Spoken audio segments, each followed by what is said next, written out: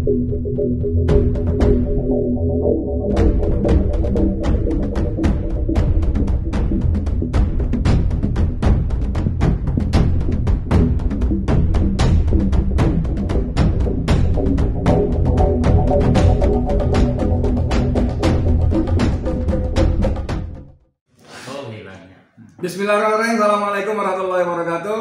Dengan saya lagi Edi Mulyadi dari Forum News Network FNN. Saudara sekalian, siang ini Allah yang atur juga karena nggak janjian sebelumnya. Saya dipertemukan dengan tokoh anggota Dewan Perwakilan Daerah DPD dari Sumsel ya? Sulawesi Selatan. Sulawesi Selatan, Sulsel. Wah, ini beliau ini taat dengan prokes ya, tapi nanti saya minta tolong berkenan sebentar ya. Bang Tamsil Ningrum, wah kalau Anda mau googling itu rekam jejaknya dahsyat. Dari zaman masih muda, mahasiswa sudah badung kalau istilah orang Rizal Ramli ya. Sampai diusir, suruh keluar sama rektornya, dan di situ justru Allah punya mainan yang luar biasa ya Bang ya. Disuruh pergi dari Sulawesi Selatan ya sama rektor ya. Sudah ke Jakarta, dan di situ justru perjalanan sejarah Bang Tamsil ini menorehkan kontribusi yang semakin berarti untuk bangsa negara ini. Bang Tamsil, gimana kabar, sehat ya? Alhamdulillah sehat. Tadinya sempat terpapar tapi sudah. Iya, saya dengar sempat kena beliau ini, tapi alhamdulillah dengan izin Allah, dengan usaha sungguh-sungguh, isoman dan sebagainya, nggak lama saya malah sudah dengar berita beliau ingin rapat lagi di DPD. Bang, ini negara kita ini kan, aduh, kita benar-benar prihatin ya Bang ya. Sebetulnya dengan situasi seperti ini yang tidak kunjung bisa tuntas dalam berbagai persoalan pandemi, ekonomi, hukum, segala macam ini, ada yang bilang ini kuncinya pada pimpinan Bang. Gimana Bang melihatnya Bang? Iya, saya kira masalah leadership ini memang adalah masalah yang sangat mendasar. Hampir seluruh persoalan sebenarnya ditentukan oleh kemampuan kepemimpinan kita. Jadi pemimpin itu ya harus bisa menyelesaikan masalah, bukan memelihara masalah. Atau bahkan menimbulkan masalah. Atau bahkan membuat masalah. Ya, ini tidak boleh terjadi. Karena itu mekanisme kepemimpinan ini harus betul-betul kita atur supaya bisa memunculkan figur-figur yang betul-betul kita punya banyak pilihan tentang. Kalau bahasa Jawa yang mumpuni ya. Jadi kita sebagai pemilih yang berhak memilih dan juga berhak dipilih, itu punya alternatif untuk mendapatkan yang terbaik. Oke, sebentar Mas, sebelum masuk ke situ, ini gini. Orang suka bertamsil lah, bertamsil itu apa ya, bermisal-misal ya, bertauladan ya. Jadi nakoda itu justru diketahui kemampuannya saat ada badai. Kalau kapal melaju di laut yang tenang, itu lah udah biasa lah itu. Tapi begitu badai bergejolak, baru diketahui nakoda ini punya kemampuan atau tidak. Dan kita sebagai sebuah negara besar, kita punya kapal betul-betul besar Bang ya. Dan sekarang betul-betul dihantam badai dari segala sisi, dan hari ini kita semakin tahu kualitas kepemimpinan apa tadi istilahnya pemimpin nasional kita. Karena itu ada yang memprediksi bahwa ini masalah yang kita hadapi ini tidak akan selesai karena kita sudah bisa mengukur kemampuan orang yang diharapkan bisa menyelesaikannya ini tidak kunjung kelihatan.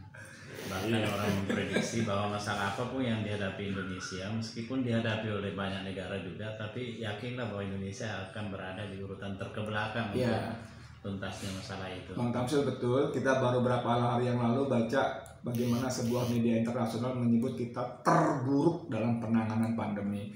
Bang, ngomong-ngomong soal pandemi nih Bang, nggak usah ngomong kapal yang gede lah, nahkoda dan sebagainya. Kalau ibarat sebuah bus, kalau busnya ini jalan oleng karena sopir yang mabuk atau baru belajar nggak bisa nyetir, maka sebagai penumpang yang waras kita akan minta sopir berhenti, turun, ganti supaya yang lain.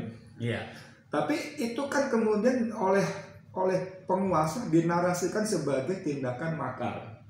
Contoh paling gampang kemarin prank prank demo endgame ya.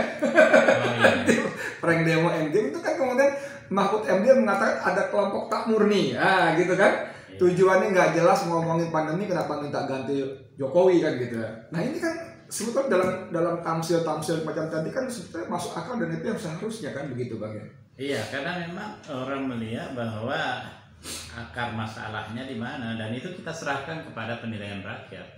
Iya, saya kira Pak Mahfud juga pernah menyampaikan bahwa perubahan itu bisa dilakukan termasuk yang inkonstitusional kalau rakyat menginginkan. Iya, Pak Mahfud lengkapnya bilang bahwa pelanggaran konstitusi bisa, bukan boleh, dia mau ngomong kata boleh, bisa dilakukan jika kalian memaksa. Beliau mencontohkan ada Soekarno yang dilakukan, Soeharto, Gus Dur gitu kan ya. Oke Bang, sebelum masuk ke negara kita, di tetangga kita, negara jiran kita terdekat, PM Muhyiddin juga, rakyatnya turun ke jalan, cluenya, pack-nya itu adalah penanganan pandemi. Rakyatnya merasa menilai bahwa Perdana Menterinya nggak becus menangani pandemi dan mereka turun ke jalan minta diganti. Iya. Abang bisa bayangkan nggak kalau aksi serupa seperti itu terjadi di Indonesia akan seperti apa itu? Iya. Dan ingat bahwa korban itu mungkin masih jauh lebih banyak di kita daripada yang terjadi di negara tetangga kita. Bahkan ada satu negara yang korbannya cuma 212 per hari itu sudah meminta pemimpin negaranya untuk mundur. Apalagi kita ini yang sudah ribuan per hari, 3.000-an bahkan pernah mencapai lebih dari 4.000 satu hari ya, dalam satu hari. Astagfirullahaladzim. Jadi saya kira ini udah sangat luar biasa dan itu dibarengi dengan kebohongan di balik itu bahwa ini pandemi ini akan selesai dalam waktu sekian, ternyata itu tidak. Kemudian obat-obatan akan segera ada, padahal tidak ada. Vaksin akan mencukupi, itu juga tidak. Jangan vaksin yang berat, di awal-awal masker tuh sampai langka, harganya gila-gila kan. Sampai antigen akan didatangkan sekian ratus juta juga tidak ada. Jadi kepemimpinan itu kalau sudah syarat dengan kebohongan, itu sudah bahaya tuh, karena itu yang paling kunci itu. Ya, jadi saya kira saya kira itu yang paling mendasar kalau kebohongan yang melandasi setiap kebijakannya. Jadi tidak terbuka kepada masyarakat atas sembunyian yang terjadi dan bagaimana penanganan yang semestinya. Oke Bang, ini kita bicara berarti kebohongan yang memang kita tahu betul begitu banyaknya sehingga BEM UI pun memberikan gelar sebagai King of the Lip Service ya. Bang, ini kembali soal ganti sopir tadi, ganti nakoda tadi. Ini kan oke lah, kita nggak ngomong soal parlemen jalanan lah, nggak ngomong ya. Abang dalam kapasitas sebagai anggota DPD ini kan sebetulnya punya peran yang bisa dimainkan.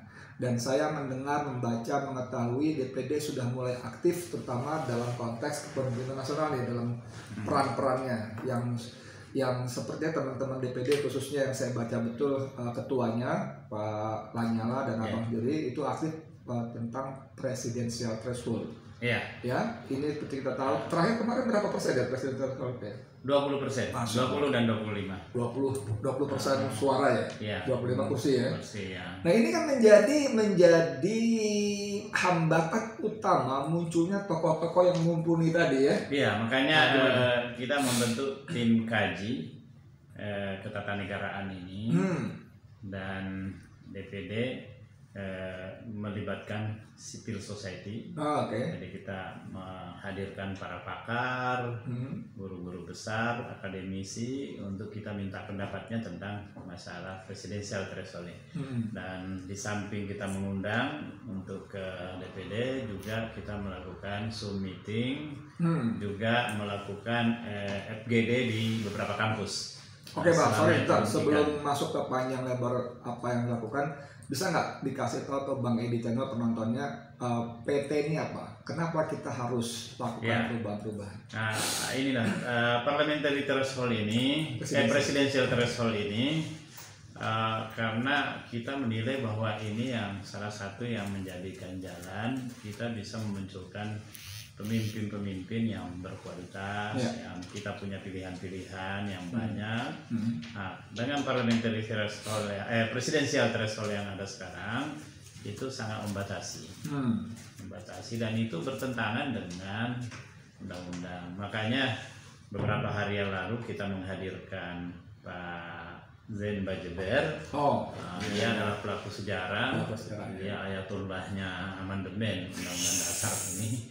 Nah, saya menyampaikan kepada beliau bahwa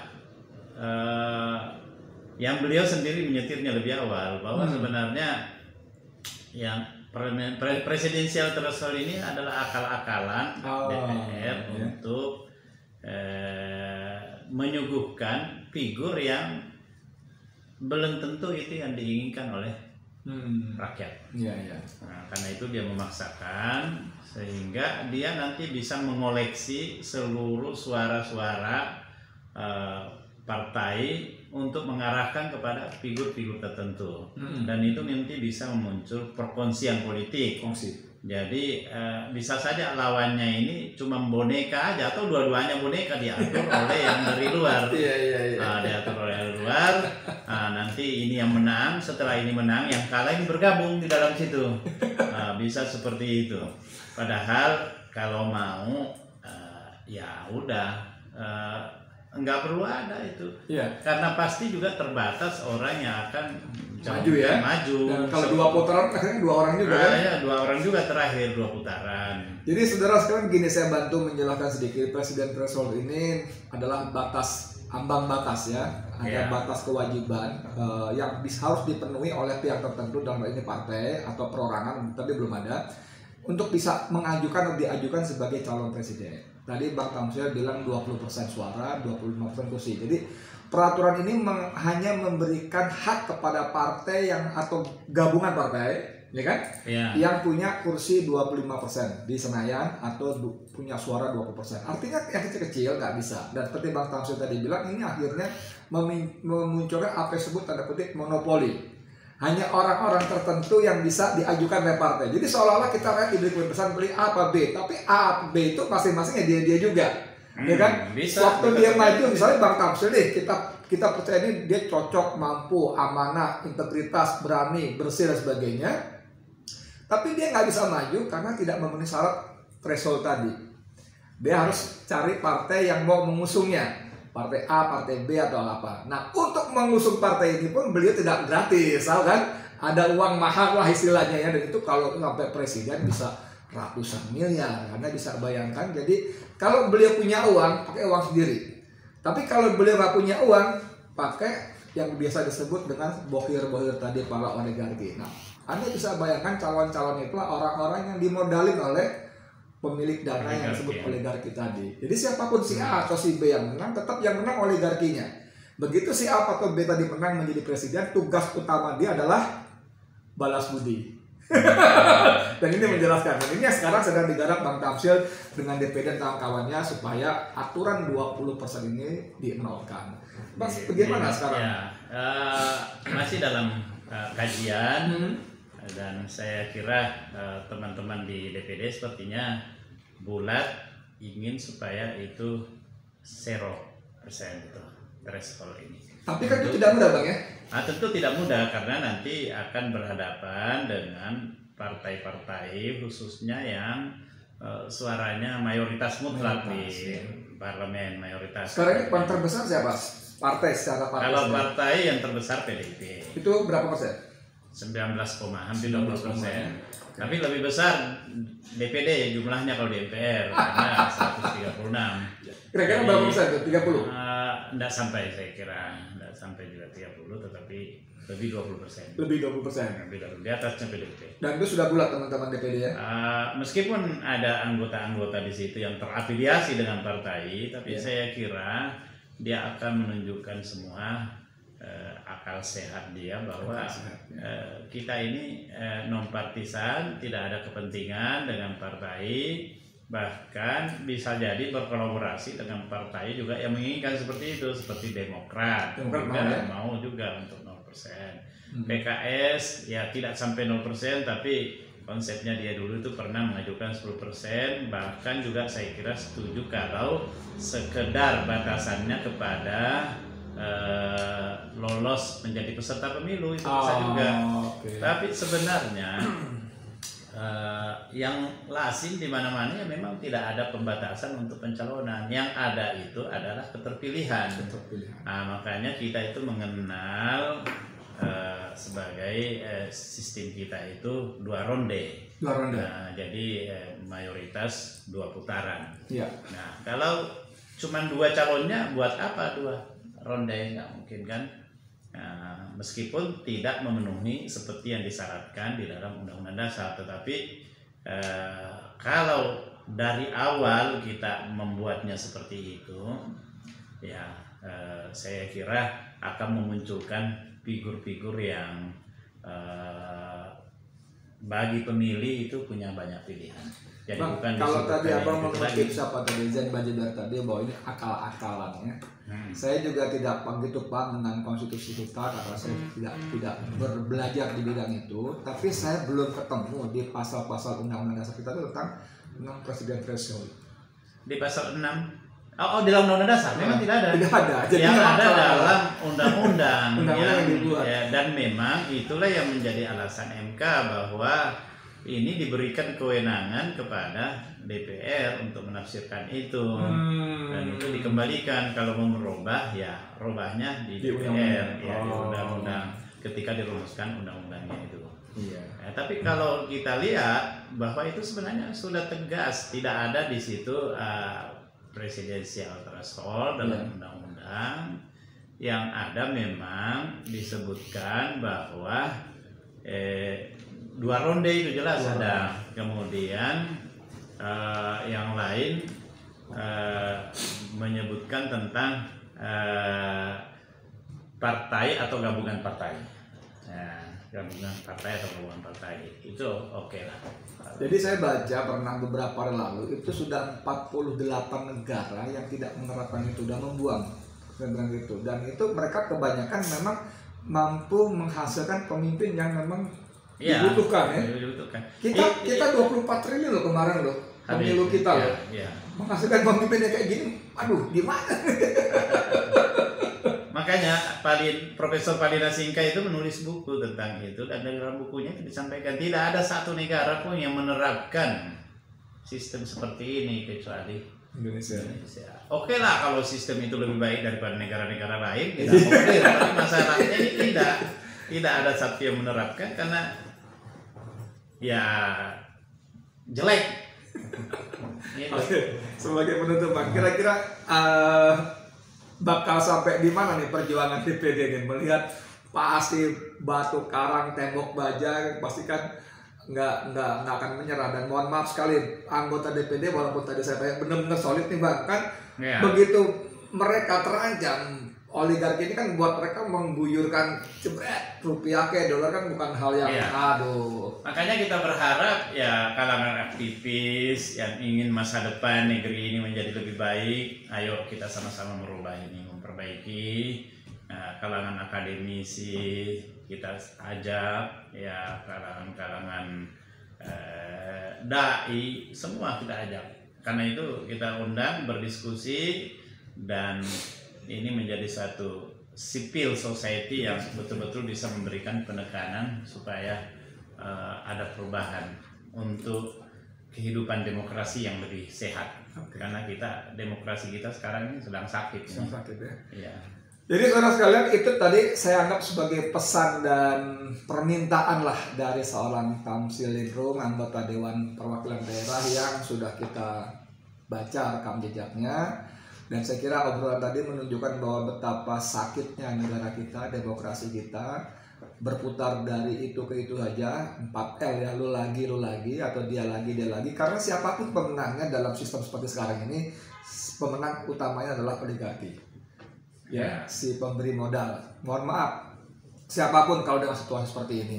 Dan tadi Bang Tamsil minta kita semua terlibat, yang mahasiswa, yang dai, yang ini puluhan perguruan tinggi udah menyatakan dukungan ya. untuk itu. Tinggal tunggu nanti raja-raja di Nusantara juga. Masya Allah. Pak Lanyala ini berkeliling dan bertemu dengan mereka. Mereka memberikan sokongan. Oh. Ini harus ada perbaikan.